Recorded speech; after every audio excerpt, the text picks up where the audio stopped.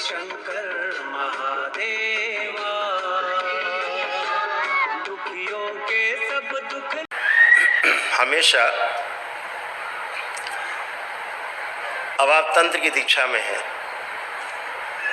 दीक्षित हुए हैं। ये साधारण, बहुत साधारण मार्ग है। तंत्र दीक्षा में आने का अर्थ है आपने सहजता को, सरलता को स्वीकार कर लिया है। यानी जो सबसे सरलतम मार्ग है वो तंत्र का मार्ग है। जैसे स्त्री और पुरुष,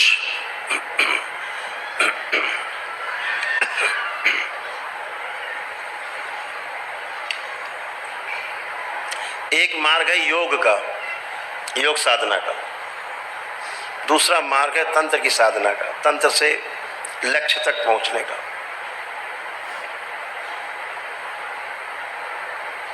योग साधना को पुरुष प्रवृत्ति के रूप में जाना जाता है और तंत्र साधना को स्त्रियोचित रूप में जाना जाता है।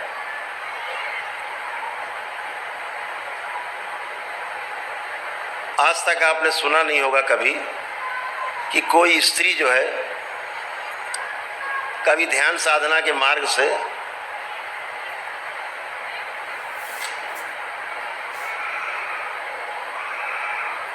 मुक्त हो पाई हो।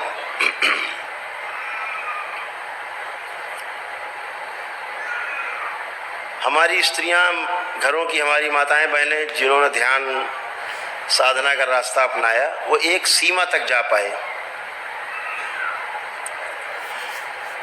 तो उनके पास एक स्वाभाविक गुण है, पैदाइशी है महिलाओं के पास, उसे कहते हैं समर्पण। अपने परिवार के प्रति पूर्ण समर्पण। ये बहुत प्रबल भाव है, पुरुष के अंदर इसकी कमी है। पुरुषों के अंदर इस भाव की बहुत कमी है। बिटिया जब घर से विदा होती है तो माँ और पिता बोल देते हैं कि जिसके साथ शादी हो रही है, ऐसे पुराने जमाने में बोला जाता था, ये पति तुम्हारा परमेश्वर है, यही तुम्हारा परमेश्वर है। इसके पीछे एक बहुत बड़ी साइंस थी, ऐसा कहने के पीछे कि यानी अगर तुमने पति को ही परमेश्वर मान लिया, पूरा समर्पण हो गया तुम्हारा, तो तुम्हें ध्यान साधना की आवश्यकता नहीं है।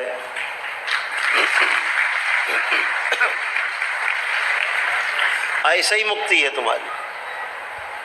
समर्पण ही मुक्ति की ओर ले जाता है, क्योंकि समर्पण कोई विधि नहीं है। समर्पण में कोई विधि नहीं होती। विधि तो ध्यान साधना करोगे, तंत्र साधना करोगे तो विधि है, लेकिन समर्पण के लिए कोई विशेष विधि नहीं है। स्त्रियों के पास इसकी बहुतायत है। समर्पण तो बस हो जाता है। आपने तमाम विधियां ट्राई की, तमाम तरह से आपने रास्ते बनाए, तमाम तरह से कोशिश की जानने की, नहीं जान पाए तो फिर कहीं समर्पित हो गए, समर्पण हो गया, हताश हो गए, बैठ गए, सो हो गया समर्पण। बच्चे खेल रहे हो 4, 6, 10, कभी आप देखिएगा, कभी आप प्रयोग करिए, उसमें कोई एक बच्ची खेल रही हो, एक बच्चा छोटा सा जो उठ बैठ न पाता हो, 6-8 महीने का हो, चारपाई पे लिटा दो जहाँ बच्चे खेल रहे हो आसपास, थोड़ा सा बच्चे को रुला दो, सब बच्चे खेलते रहेंगे, लेकिन जो बच्ची होगी उसमें वो खेल छोड़ देगी और बच्चे को चुप कराने पहुंच जाएगी।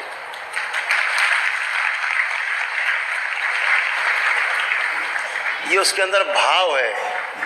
इस पुरुष समाज के लिए, इस पूरे समाज के लिए वो माँ है, उसके अंदर ममता है, उसके अंदर गहरा समर्पण है। ये बच्चों में नहीं है, पुरुषों में नहीं। तो जो स्त्रियोचित जो भाव है वो सबसे आगे रहता है तंत्र साधना में। तंत्र साधना बिल्कुल स्त्रियोचित भावना की एक व्यवस्था है, यानी कि स्वीकार करने की व्यवस्था, समर्पण की व्यवस्था। जिनमें समर्पण भाव ज़्यादा है तंत्र की साधना में वही आगे जा सकते हैं। यानी जो मेरे पास है वही स्वीकार है, उसी का स्वागत है। जो मेरे पास है स्वीकार है, मुझे उसका स्वागत है और इसी में आगे बढ़ना है। पुरुष भाव ये नहीं है। पुरुष संघर्ष करता है। साइकिल है तो स्कूटर पाने की लालसा रखता है, कार पाने की लालसा रखता है। घर की महिला की क्या इच्छा है? हमारा पति कैसे अच्छा रहे, बच्चे हमारे कैसे अच्छे रहे, स्कूल जाएं, स्कूल से आएं साफ साफ, सुरक्षित आएं, सुरक्षित जाएं, सबको भोजन मिल पाए और सब अच्छे रहें। इतने बात खत्म हो जाती है। समर्पण भाव है। जो कुछ करेंगे पति देव करेंगे। अब पति देव पुरुष है, वो लिए लाठी दिन भर अपना घूम रहे हैं, कहाँ शिकार मिलेगा? कैसे भी होगा संघर्ष करके रोजी रोटी। एक संघर्ष का भाव है, संघर्ष करके कुछ पाने का भाव है। तो ध्यान साधना ऐसा ही कठोर मार्ग है जिसपे चीज़ों में संघर्ष बहुत है, बहुत संघर्ष है। जबकि महर्षि पतंजलि ने कहा है कि चित्त वृत्ति निरोध है, बात की है, लेकिन बात समझ में आती नहीं। तो निरोध है की जगह विरोध है करने लगते हो। विरोध में संघर्ष है। तो जब आप तंत्र की सनी है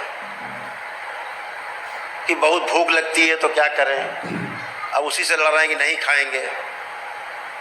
ऐसा नहीं कि नहीं खाएंगे, संतुलन में जहाँ पर देखा जाए, आराम से अपने को खाते हुए देखा जाए, जहाँ भूख शांत हो जाती है वहाँ खाना बंद कर देना चाहिए।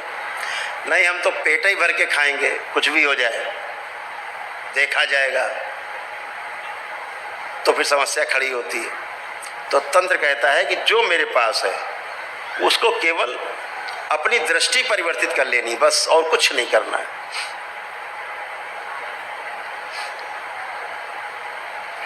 और दृष्टि कैसे परिवर्तित होगी? तो दृष्टि परिवर्तित होगी आपके भाव से।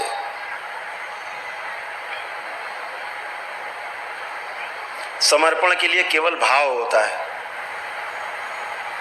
कुछ करना नहीं है, क्रिया है नहीं। समर्पण क्रिया है ही नहीं। भगवान शिव की जो बताई हुई विधियां हैं,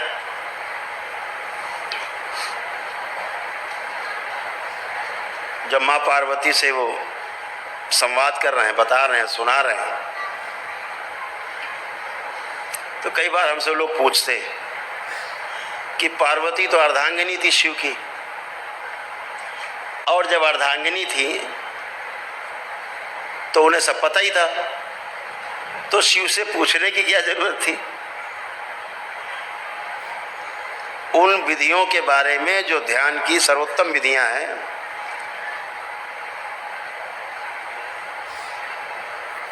उनका क्या अर्थ था? पूछने का क्या मतलब? वो तो पता ही था उनको। तो भगवान शिव इसका भी उत्तर देते हैं। क्या उत्तर है? कि पार्वती का समर्पण शिव में था। उन्होंने कभी सुना ही नहीं, जानने की कोशिश ही नहीं की कौन सी विधियां हैं तुम्हारी, क्योंकि समर्पण में विधि की आवश्यकता नहीं है। तो पार्वती जी को विधियां इसीलिए नहीं पता थी कि वो तो समर्पण के भाव से थी। तो शिव जी क्या कर रहे हैं, क्या बता रहे हैं, क्या दुनिया को दे रहे हैं, सृष्टि को दे रहे हैं, उनसे कोई लेना देना नहीं।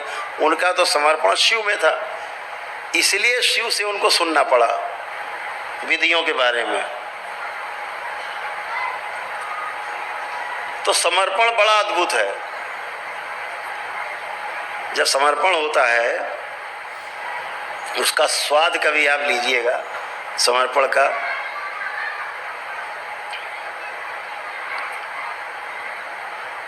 जैसे हम लोग ले रहे हैं दरबार के सब यहाँ बच्चे हैं, तमाम को समर्पण भाव में धीरे धीरे धीरे धीरे एक एक कदम आगे बढ़ा रहे हैं, एक कदम आगे, दो कदम पीछे, कभी 4 कदम आगे, 1 कदम पीछे, जैसा जहाँ लगा। जब तक बुद्धि काम करेगी, जहाँ तक बुद्धि का प्रयोग होगा, वहाँ तक समर्पण नहीं होगा। बुद्धि है तो मतलब युक्ति है आपके पास, आपको लगता है कुछ हम जुगाड़ कर लेंगे। जहाँ स्वयं करने की बात आती है वो पुरुषोचित भाव है, पुरुषोचित है, पुरुष की तरह संघर्ष करके प्राप्त कर लेने वाला भाव है। और जो समर्पण भाव है कि समर्पित है, जो हो रहा है ठीक है, स्वीकार है। तो ऐसे ही जब समर्पण में आप उतरते हैं तो उसे तंत्र कहते हैं। समर्पण पहली शर्त है तंत्र के द्वारा लक्ष्य को भेदने के लिए। जो एक छोटी सी शर्त है उसका नाम है समर्पण। इसको ध्यान रखना।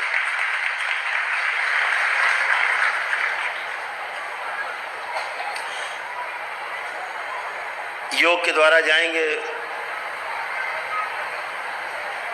तो वहां संघर्ष है, यहां समर्पण है तो वहां संघर्ष है। हमेशा ध्यान रखिए, दुनिया बाहर नहीं है, हमारी दृष्टि जितनी है सब बाहर है। योग साधना बाह्य दृष्टि है, तंत्र साधना अंतर्दृष्टि है। इसका ध्यान रखना। सारा संसार आपका आपके अंदर ही बसा हुआ है, बाहर कुछ भी नहीं है।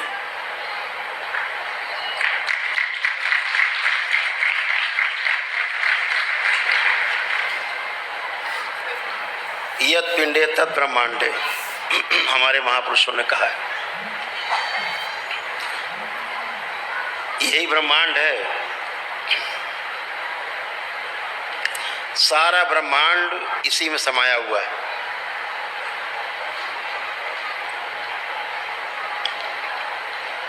मनुष्य का शरीर एक ऐसा शरीर है जिसमें इस सृष्टि का एक एक कण, हर वस्तु का इसमें समाहित है। इसके अंदर सोना भी है, इसमें चांदी भी है, इसमें लोहा भी है, इसके अंदर तांबा भी है, इसके अंदर दुनिया की हर गैस है। जितनी गैसें होती हैं सब इस शरीर के अंदर है। जल भी है, वायु तत्व भी है, आकाश तत्व भी है, पृथ्वी तत्व भी है और अग्नि तत्व भी है। सब कुछ इसी शरीर में है। ऐसा कोई स्थूल तत्व बाकी नहीं, ऐसा कोई सूक्ष्म तत्व बाकी नहीं जो इस शरीर में नहीं है। एक अनुपात में है। जब वो अनुपात कम या ज्यादा होता है तो उसे रोग कहते हैं।